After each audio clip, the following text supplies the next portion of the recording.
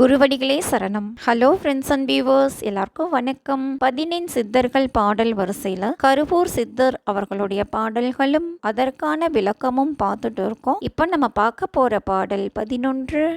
ஆமெனவும் ஊமெனவும் இரண்டும் கூட்டி அப்பனே ஓமென்ற மூன்றும் ஒன்றாய் நாமெனவும் தாமெனவும் ஒன்றேயாகும் நல்லவர்கள் அறிவார்கள் காமி காணான் வாமம் வைத்து பூசை பண்ண இந்த மார்க்கம் வந்தவர்க்கு சக்தி சிறு பிள்ளை வாளை சோமநதி அமுதமுன்ன வாவா என்பாள் சுகம் உனக்கு பரமசுகம் அருள் செய்வாளே. ஆம் ஊம் ஓம் இதெல்லாம் மந்திரங்கள்.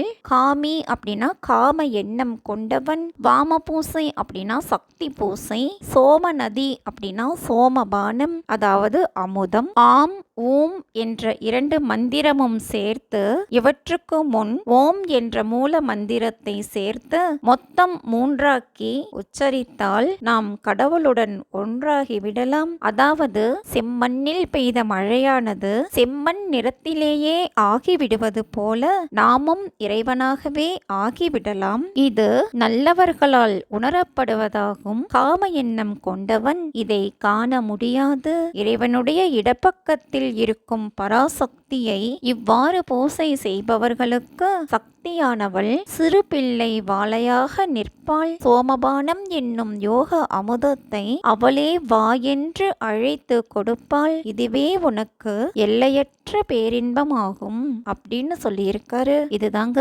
இந்த பாட்டோட பொருள். அடுத்தது பாடல் 12.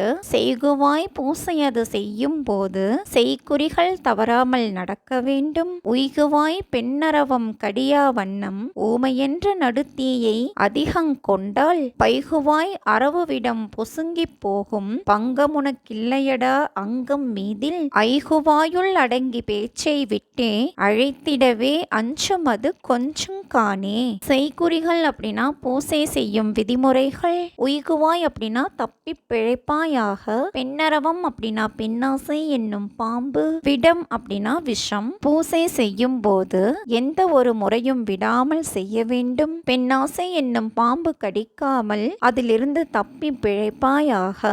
ஊமை எழுத்தை அதாவது மௌனத்தை மிகுதியாக கடைபிடித்தால் அந்த ஆசை என்னும் பாம்பு விடம் பொசுங்கி போகும். உனக்கு அதனால் எவ்வித குறையும் இல்லை. மௌனமாயிருப்பது எப்போதும் சிறந்தது அப்படின்னு சொல்லியிருக்காரு. இதுதாங்க இந்த பாட்டோட பொருள். அடுத்தது பாடல் 13. காணாத காட்சியெல்லாம் கண்ணில் காணும் கலங்காதே மெய்மயக்கம் மெத்தவாகும் பூணாத பனி பூண்டு சிறு பெண்ணாக போதமெனும் பொருள் பறிக்க வருவாள் கண்டாய் வானாலை மடக்கி இவள் ரூபங் கண்டு மயங்காதே மௌனத்தில் நில்லு நில்லு கோணாத முக்கோண குறியை பாரு கூசாதே கண் கூசும் கூசங்கானே. பனி அப்படின்னா அணிகலன், பூண்டு அப்படின்னா அணிந்து, போதம் அப்படின்னா அளவு, வானால் அப்படின்னா வாழ்நாள் அதாவது ஆயுள், ரூபம் அப்படின்னா வடிவம். யோக பயிற்சி மேற்கொண்டவர்களுக்கு இதுவரை காணாத காட்சிகள் தெரியும். கலங்காமல் கண்ணை மூடுவாயாக.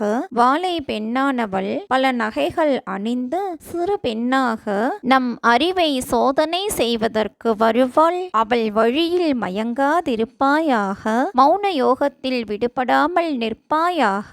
கண்கள் கூசினாலும் கூசாமல் நிற்பாயாக அப்படின்னு சொல்லியிருக்காரு. இதுதாங்க இந்த பாட்டோட பொருள். அடுத்தது பாடல் 14. கூச்சமற்று பார்க்கையிலே இருள் போல் மூடும் கொல்லிக்கொண்டு கொளுத்தியதை வெளிச்சம் போடு வாய் சமர்த்து பேசாதே மௌனம் தோன்று வாவாவென்றே நீயும் வருந்தி கூவ சூட்சமது விருந்தவிடன் சொல்லலாமோ சொல்லுதற்கு வாய்விட்டு சொல்லலாமோ தாய் சமர்த்து பாராதே தாயை போற்று சர்க்குரு போலும் பணத்தை தாய் சொல்வாளே. மௌன தோன்று அப்படின்னா பேசாமல் மௌனமாக இரு. கூசாமல் பார்க்கும்போது இருள் போன்று மூடும் ஒரு கொல்லியால் இருளை நீக்குவதாக கருதி கொள்வாயாக. வாய் பேசாதே, மௌனத்திலேயே ஊன்றி நிற்பாயாக. தாயை நீ சோதிக்காதே, அவள் தயவை நீ போற்ற வேண்டும். சர்க்குரு போல் உதிப்பதெல்லாம் அவள் கூறுவாள் அப்படின்னு சொல்லியிருக்காரு. இதுதாங்க இந்த பாட்டோட பொருள். அடுத்தது பாடல் 15.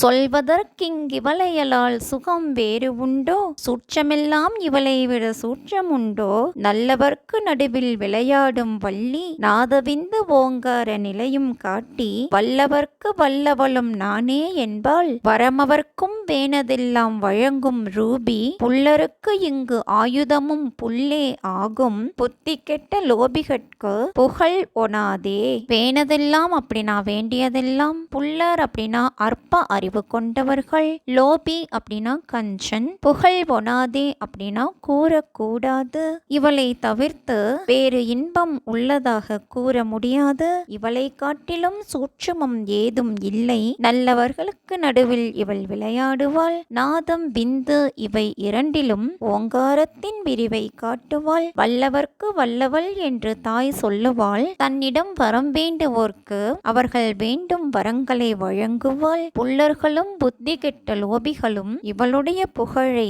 அறிய மாட்டார்கள், அதனால் இவளுடைய சிறப்பை அவர்களிடம் கூறக்கூடாது அப்படின்னு சொல்லியிருக்காரு. இதுதாங்க இந்த பாட்டோட பொருள். என்ன ஃப்ரெண்ட்ஸ், பாடல்களும் விளக்கமும் உங்களுக்கும் தெளிவா புரிஞ்சிருக்கும்னு நினைக்கிறேன். மீண்டும் 16வது பாடல்ல சந்திக்கலாம். தேங்க்யூ.